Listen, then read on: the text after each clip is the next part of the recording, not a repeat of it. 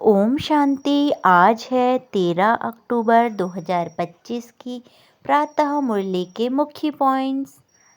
बाबा ने कहा, मीठे बच्चे, हे आत्माएं, अपने अंदर जांच करो कहाँ तक दैवी गुणों की धारणा हुई है। कोई विकार तो नहीं है। तुम बच्चों को बहुत शुद्ध रहना है। चोरी चकारी आदि करना तो महापाप है। किसी को मारना, तंग करना, बुरा काम करना, यह भी पाप है। आसुरी कर्तव्य करने से गिर पड़ेंगे, इतना दर्जा नहीं पा सकेंगे। इसीलिए खराब आदतों को मिटा देना चाहिए, क्योंकि तुम दैवी संप्रदाय बन रहे हो। बाप तुमको देवता बना रहे हैं, तो रोज रात को अपना पोता मेल निकालो। इस कमाई में अगर देही अभिमानी नहीं होंगे तो घाटा पड़ जाएगा। साक्षात्कार से कोई का कल्याण नहीं होता। मुख्य है याद की यात्रा, इसमें ही तुम्हारी रेस है। अब देहधारी से बुद्धि योग निकाल देना चाहिए। पतियों के पति परमात्मा को याद करना है और सबको भूल जाना है। अब सुनते हैं महावाक्यों को विस्तार से। मीठे बच्चे, तुम्हें देवता बनना है, इसीलिए माया के अवगुणों का त्याग करो। गुस्सा करना, मारना, तंग करना, बुरा काम करना, चोरी चकारी करना, यह सब महापाप है। प्रश्न, इस ज्ञान में कौन से बच्चे तीखे जा सकते हैं? घाटा किन्हें पड़ता है? उत्तर, जिन्हें अपना पोता मेल रखना आता है, वह इस ज्ञान में बहुत तीखे जा सकते हैं। घाटा उनको पड़ता है जो देही अभिमानी नहीं रहते। बाबा कहते, व्यापारी लोगों को पोता मेल निकालने की आदत होती है, वह यहाँ भी तीखे जा सकते हैं। गीत, मुखड़ा देख ले प्राणी। ओम शांति। रूहानी पाठधारी बच्चों प्रति बाप समझाते हैं, क्योंकि रूह ही पाठ बजा रही है। बेहद के नाटक में है तो मनुष्यों का ना। बच्चे इस समय पुरुषार्थ कर रहे हैं, भल वेद शास्त्र पढ़ रहे हैं, शिव की पूजा करते हैं, परंतु बाप कहते हैं, इनसे कोई मेरे को प्राप्त नहीं कर सकते, क्योंकि भक्ति है ही उतरती कला। ज्ञान से सद्गति होती है, तो जरूर कोई से उतरते भी होंगे। यह एक खेल है जिसको कोई भी जानते नहीं। शिवलिंग को सब पूजते हैं, तो उनको ब्रह्मा नहीं कहेंगे, तब कौन है जिसको पूजते हैं? उनको भी ईश्वर समझ पूजा करते हैं। तुम जब पहले पहले भक्ति शुरू करते हो तो शिवलिंग हीरे का बनाते हो। अभी तो गरीब बन गए हैं तो पत्थर का बनाते हैं। हीरे का लिंग उस समय 4-5 हजार का होगा। इस समय तो इनका दाम 5 से 7 लाख होगा। ऐसे हीरे अभी मुश्किल निकलते हैं। पत्थर बुद्धि बन गए हैं तो पूजा भी पत्थर की करते हैं। ज्ञान बिगर, जब ज्ञान है तो तुम पूजा नहीं करते हो। चैतन्य सम्मुख में है, उनको ही सम्मुख तुम याद करते हो। जानते हो, याद से विकर्म विनाश होंगे। गीत में भी कहते हैं, हे बच्चों, प्राणी कहा जाता है आत्मा को। प्राण निकल गया फिर जैसे मुर्दा है। आत्मा निकल जाती है। आत्मा है अविनाशी। आत्मा जब शरीर में प्रवेश करती है तब चैतन्य है।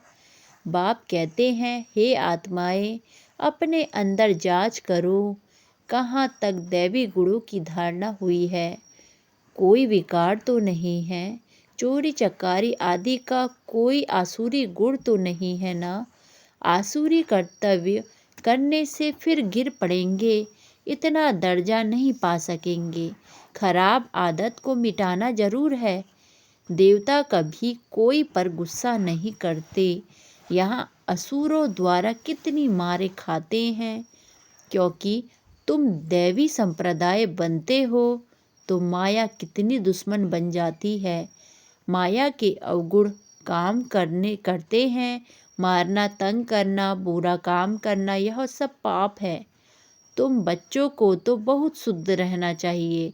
चोरी चकारी आदि करना तो महान पाप है।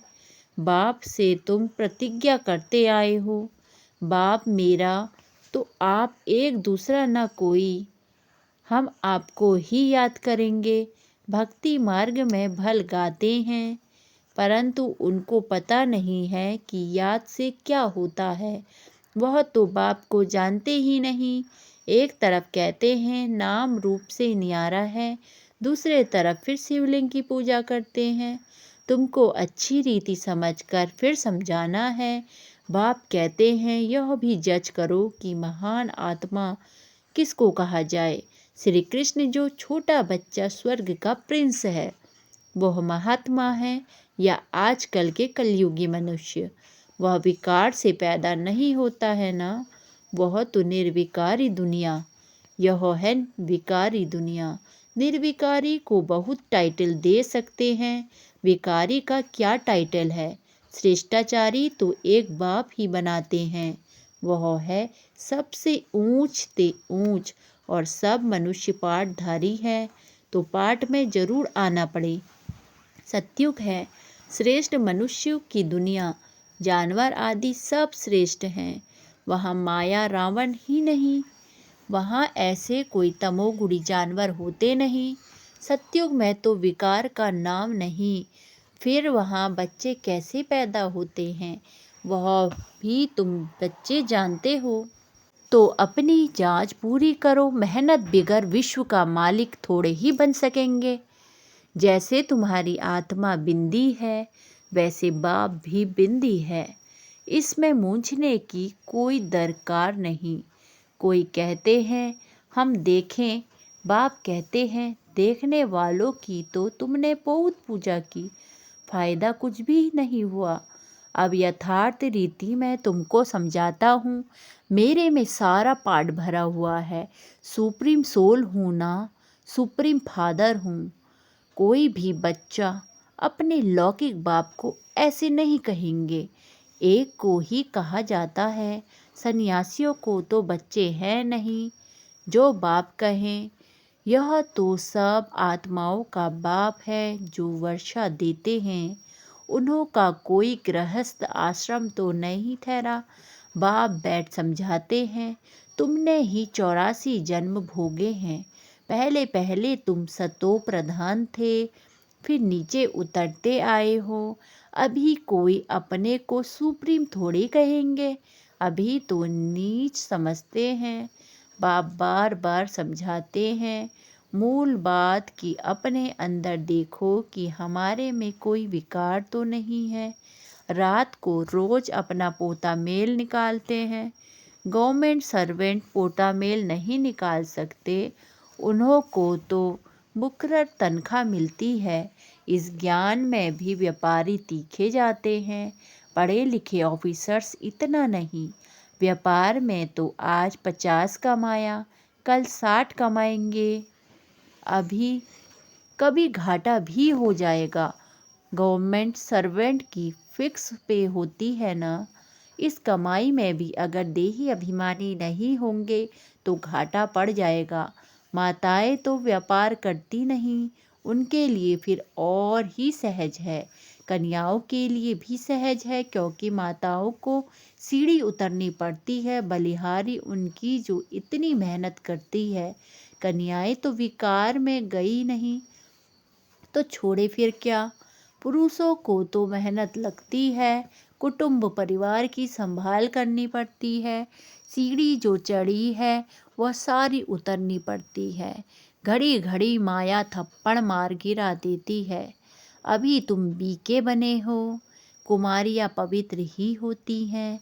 सबसे जास्ती होता है पति का प्रेम। तुम्हें तो पतियों के पति परमात्मा को याद करना है और सबको भूल जाना है। माँ बाप का बच्चों में मोह होता है। बच्चे तो हैं ही अनजान, शादी के बाद मोह शुरू होता है। पहले स्त्री प्यारी लगती, फिर विकारों में धकेलने की सीढ़ी शुरू कर देते हैं। कुमारी निर्विकारी है तो पूजी जाती, तुम्हारा नाम है बीके, तुम महिमा लायक बन फिर पूजा लायक बनते हो, बाप ही तुम्हारा टीचर भी है, तो तुम बच्चों को नशा रहना चाहिए। हम स्टूडेंट हैं, भगवान जरूर भगवान भगवती ही बनाएंगे। सिर्फ समझाया जाता है भगवान एक है, बाकी सब हैं भाई भाई, दूसरा कोई कनेक्शन नहीं। प्रजापति ब्रह्मा से रचना होती है, फिर वृद्धि होती है। आत्माओं की वृद्धि नहीं कहेंगे, वृद्धि मनुष्यों की होती है।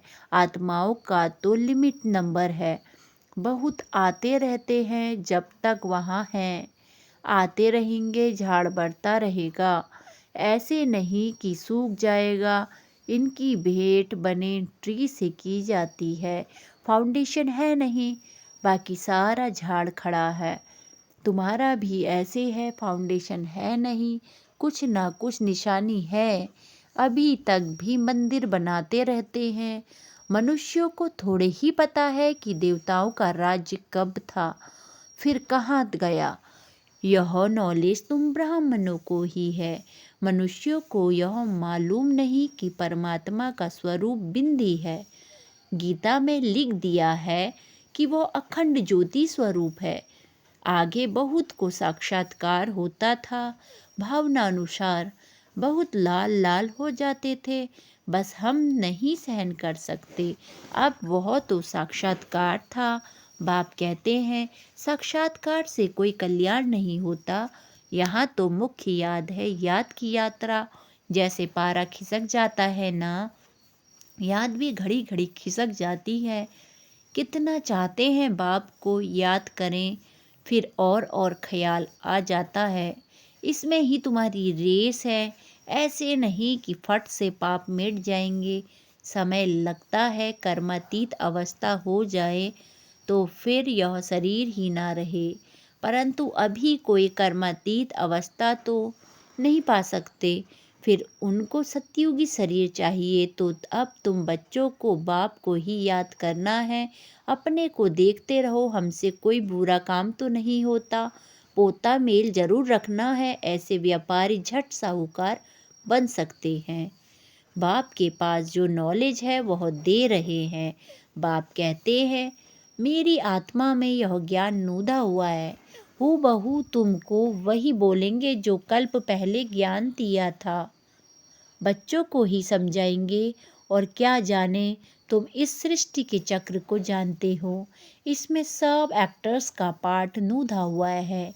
बदल सदल नहीं सकता, ना कोई छुटकारा पा सकता। हाँ, बाकी समय मुक्ति मिलती है। तुम तो ऑलराउंडर हो, 84 जन्म लेते हो, बाकी सब अपने घर में होंगे, फिर पिछाड़ी में आएंगे। मोक्ष चाहने वाले यहाँ आएंगे नहीं, फिर पिछाड़ी में चले जाएंगे, ज्ञान कभी सुनेंगे नहीं। मच्छरों सदृश आए और गए। तुम तो ड्रामा अनुसार पढ़ते हो, जानते हो बाबा ने 5000 वर्ष पहले ऐसी राजयोग सिखाया था। तुम फिर औरों को समझाते हो कि शिव बाबा ऐसे कहते थे। अभी तुम जानते हो हम कितने ऊंच थे, अब कितने नीच बने हैं। फिर बाप ऊंच बनाते हैं तो ऐसे पुरुषार्थ करना चाहिए ना। यहाँ तुम आते हो रिफ्रेश होने, इसका नाम ही पड़ा है मधुवन। तुम्हारे कलकत्ता व बॉम्बे में थोड़े ही मुरली चलाते हैं, मधुवन में ही मुरली बाजे। मुरली सुनने के लिए बाप के पास आना होगा, रिफ्रेश होने। नई नई पॉइंट्स निकलती रहती है। सम्मुख सुनने में तो फील करते हो, बहुत फ़र्क रहता है। आगे चल बहुत पार्ट बच देखने हैं। बाबा पहले पहले अब सुना दें तो टेस्ट निकल जाए। आहिस्ते आहिस्ते इमर्ज होता है, एक सेकंड ना मिले दूसरे से। बाप आए हैं रूहानी सेवा करने, तो बच्चों का भी फ़र्ज है रूहानी सेवा करना। कम से कम यह तो बताओ कि बाप को याद करो और पवित्र बनो। पवित्रता में ही फेल होते हैं क्योंकि याद नहीं करते हैं। तुम बच्चों को बहुत खुशी होनी चाहिए। हम बेहद के बाप के सम्मुख बैठे हैं, जिसको कोई भी नहीं जानते। ज्ञान का सागर वह शिव बाबा ही है। देहधारी से बुद्धि योग निकाल देना चाहिए। शिव बाबा का यह रथ है, इनका रिगार्ड नहीं रखेंगे तो धर्मराज द्वारा बहुत डंडे खाने पड़ेंगे। बड़ों का रिगार्ड तो रखना है ना। आदि देव का कितना रिगार्ड रखते हैं, जड़ चित्र का इतना रिगार्ड है तो चैतन्य का कितना रखना चाहिए। अच्छा, मीठे मीठे सिखिलते बच्चों प्रति माता पिता बाप दादा का याद प्यार और गुड मॉर्निंग। रूहानी बाप की रूहानी बच्चों को नमस्ते। नमस्ते बाबा नमस्ते। सदा रहो हंसते, सदा रहो हंसाते। वाह बाबा वाह, वाह ड्रामा वाह, वाह मेरा श्रेष्ठ भाग्य वाह। शुक्रिया बाबा शुक्रिया। धारणा के लिए मुख्य सार। पहला, अंदर में अपनी जांच कर दैवी गुण धारण करने हैं। खराब आदतों को निकालना है। प्रतिज्ञा करनी है, बाबा हम कभी भी बुरा काम नहीं करेंगे। दूसरा, कर्मातीत अवस्था को प्राप्त करने के लिए याद की रेस करनी है। रूहानी सेवा में तत्पर रहना है। बड़ों का रिगार्ड रखना है। वरदान, फॉलो फादर के पाठ द्वारा मुश्किल को सहज बनाने वाले तीव्र पुरुषार्थी भव। फॉलो फादर के पाठ द्वारा मुश्किल को सहज बनाने वाले तीव्र पुरुषार्थी भव। विस्तार, मुश्किल को सहज बनाने व लास्ट पुरुषार्थ में सफलता प्राप्त करने के लिए पहला पाठ है फॉलो फादर। यह पहला पाठ ही लास्ट स्टेज को समीप लाने वाला है। इस पाठ से अभूल एक रस और तीव्र पुरुषार्थी बन जाएंगे, क्योंकि किसी भी बात में मुश्किल तब लगता है जब फॉलो करने के बजाय अपनी बुद्धि चलाते हो। इससे अपने ही संकल्प के जाल में फंस जाते हो। फिर समय भी लगता है और शक्ति भी लगती है। अगर फॉलो करते जाओ तो समय और शक्ति दोनों बच जाएगी और जमा हो जाएगी। बाबा ने कहा, आज का स्लोगन है, सच्चाई सफाई को धारण करने के लिए अपने स्वभाव को सरल बनाओ। सच्चाई सफाई को धारण करने के लिए अपने स्वभाव को सरल बनाओ। अव्यक्त इशारे स्वयं और सर्व के प्रति मनसा द्वारा योग की शक्तियों का प्रयोग करो। स्वयं और सर्व के प्रति मनसा द्वारा योग की शक्तियों का प्रयोग करो। विस्तार, जितना स्वयं को मनसा सेवा में बिजी रखेंगे उतना सहज माया जीत बन जाएंगे। सिर्फ स्वयं के प्रति भावुक नहीं बनो, लेकिन औरों को भी शुभ भावना और शुभकामना द्वारा परिवर्तित करने की सेवा करो। भावना और ज्ञान, स्नेह और योग दोनों का बैलेंस हो। कल्याणकारी तो बने हो, अब बेहद विश्व कल्याणकारी बनो। ओम शांति।